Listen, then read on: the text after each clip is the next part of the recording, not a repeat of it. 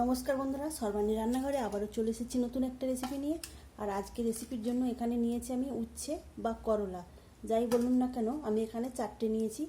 আর এই 4টে করলার সঙ্গে আমি এখানে নিয়েছি একটা ছোট সাইজের আলু। এখন আমি এই করলাগুলোকে কেটে নেব। আজকে আমি এই করলা দিয়ে ভীষণ সুস্বাদু একটা রেসিপি আপনাদের সঙ্গে শেয়ার করব। আমি কিভাবে এই করলার রেসিপিটি বানাতে চলেছি, আপনারা ভিডিওটা প্রথম থেকে শেষ পর্যন্ত দেখতে থাকুন। ভালো লাগলে একটা লাইক দেবেন। সেই সঙ্গে যদি নতুন বন্ধুরা এসে থাকেন, অবশ্যই আমার চ্যানেলটিকে সাবস্ক্রাইব করে আমার পাশে থাকার অনুরোধ রইল। তো করলাটাকে প্রথমে আমি দুভাগ করে কেটে নিয়েছি। এইভাবে কেটে নেওয়ার পর এইভাবে পাতলা পাতলা করে আমি কেটে নেব। তবে মাঝের যে শক্ত দানাগুলো রয়েছে এগুলোকে ফেলে দিতে হবে। তো দেখুন বন্ধুরা, এইভাবে আমি সমস্ত করলাগুলোকে কেটে নেব। আর যারা করলা খেতে পছন্দ করে না, তারা কিন্তু এইভাবে রান্না করলে তারাও কিন্তু বারবার চেয়ে খাবে। এতটাই সুস্বাদু হবে আজকের এই করলা রেসিপিটা। এখানে দেখুন বন্ধুরা, করলাগুলো আমি এইভাবে কেটে নিয়েছি। এখন জল দিয়ে পরিষ্কার করে ধুয়ে নিতে হবে। এখানে করলাগুলো আমি পরিষ্কার করে জল দিয়ে ধুয়ে নিয়েছি। এখন আমি এর মধ্যে দিয়ে দেবো পরিমাণ মতো লবণ, আর দেবো অল্প একটু হলুদের গুঁড়ো। এখন করলার সঙ্গে লবণ আর হলুদটাকে খুব সুন্দর করে মেখে নিতে হবে। এইভাবে মেখে নেওয়ার পর এটাকে এখন রেখে দেব। 10 মিনিটের জন্য রেস্টে রাখবো। আর বন্ধুরা, এখানে আলুটাকেও খোসা ছাড়িয়ে এইভাবে আমি পাতলা পাতলা করে কেটে নিয়েছি। কেটে নেওয়ার পর জল দিয়ে পরিষ্কার করে ধুয়ে নিয়েছি। এখানে দেখুন বন্ধুরা, আমি এই করলাটা লবণ আর হলুদ মাখিয়ে 10 মিনিট রেখে দিয়েছিলাম। এখন এটা অনেকটাই মজে গিয়েছে। এবার এর থেকে কী করতে হবে, এই জলটা নিংড়ে বার করে দিতে হবে। এইভাবে জলটা নিংড়ে বার করে দিলে এর যে তেতো ভাব অনেকটাই কমে যাবে। এইভাবে আমি সম্পূর্ণ করলাগুলো জল নিংড়ে বার করে নেব। আর এইভাবে জল নিংড়ে যদি করলাকে রান্না করা যায়, তাহলে অনেকটাই তেতো ভাব কেটে যাবে। তখন তাহলে কিন্তু বাচ্চারা তেতোর ভয়ে এই করলা খেতে চায় না, তারাও কিন্তু আর খেতে অপছন্দ করবে না। আর এখানে দেখুন, করলাগুলো জলটা নিংড়ে নেওয়ার ফলে কতটা জল বেরিয়েছে। এটা এখন ফেলে দেব। এখন এবার চলে যাব সরাসরি রান্নাতে। তো রান্নার জন্য এখানে একটা কড়াই বসিয়ে তার মধ্যে দিয়ে দিয়েছি আমি 2 টেবিল চামচ রিফাইন্ড তেল। এখন করলাগুলো এই রিফাইন্ড তেলের মধ্যে দিয়ে ভেজে নেব। করলাগুলো একটু সময় নিয়ে নেড়েচেড়ে একটু লাল করে ভেজে নিতে হবে। যেসব বন্ধুরা আমার ভিডিও দেখছেন, এখনও পর্যন্ত যদি লাইক দিতে ভুলে গিয়ে থাকেন, তাহলে অবশ্যই একটা লাইক দিয়ে দেবেন।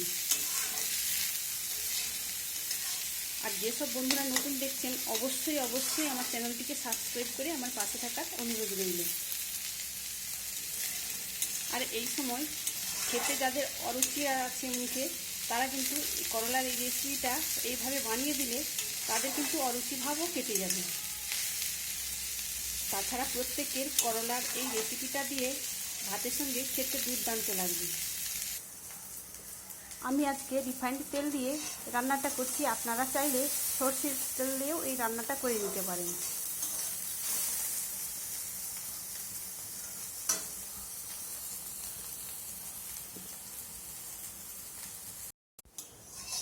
এখানে দেখুন বন্ধুরা, আমি করলাটা ঠিক এইভাবে ভেজে নিয়েছি। এখন এই করলাটা আমি একটা পাত্রে তুলে নেব। ভেজে নেওয়া করলা তুলে নেওয়ার পর ওই কড়াইয়ের মধ্যে আবারও দিয়ে দিলাম 1 টেবিল চামচ রিফাইন্ড তেল।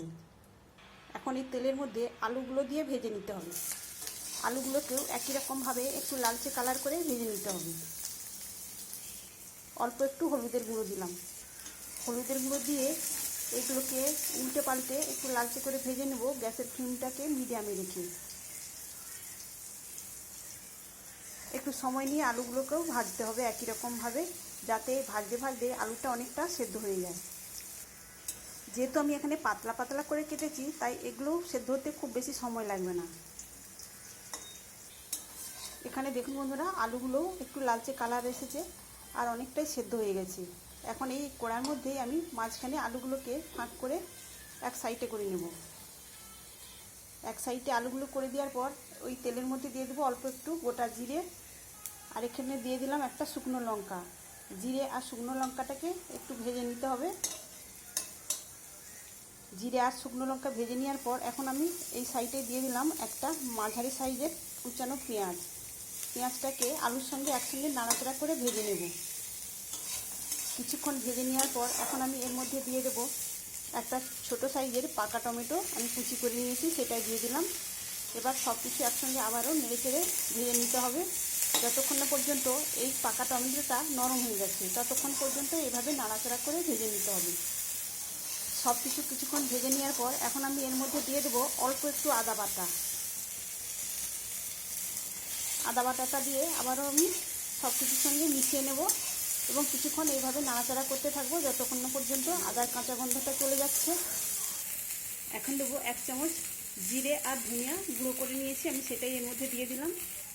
আর এখানে দিয়ে দিলাম 1 চামচ ঝালের জন্য ঝাল লঙ্কার গুঁড়ো, সেই সঙ্গে দিয়ে দিলাম অল্প একটু হলুদের গুঁড়ো। আমি এদিকে আলু আর করলা ভাজার সময়ও হলুদ দিয়েছিলাম, তাই খুবই সামান্য পরিমাণে আমি হলুদের গুঁড়ো দিলাম। যেহেতু গুঁড়ো মশলা দিয়েছি তাই অল্প একটু জল দিয়ে সব কিছু সুন্দর করে আমি কষিয়ে নেব।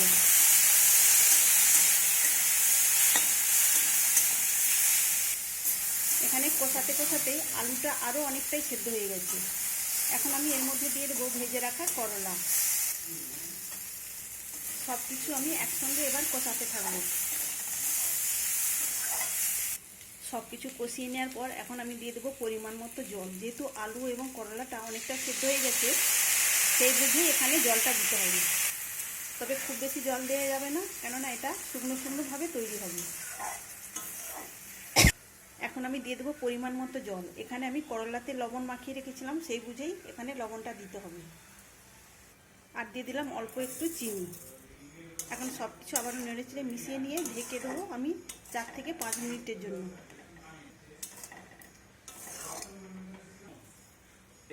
5 মিনিট পরে আমি ঢাকা চাপাটা খুলে নিয়েছি।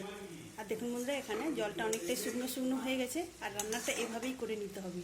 তাহলে বন্ধুরা আপনারা অবশ্যই একবার করলাকে এইভাবে রান্না করে দেখবেন। দেখবেন বাড়ির সবাই কিন্তু এইভাবে রান্না করে দিলে আঙুল চেটে পুটে খাবে। তাহলে বন্ধুরা, আজকের এই করলা রেসিপি আপনাদের কেমন লাগলো অবশ্যই কমেন্ট করে জানাবেন। এখানে আমার সম্পূর্ণ রান্নাটা হয়ে গিয়েছে, এখন খাওয়ার জন্য একদম রেডি। তাহলে বন্ধুরা, আজকের মতো আসি। সবাই ভালো থাকবেন, সুস্থ থাকবেন। ধন্যবাদ।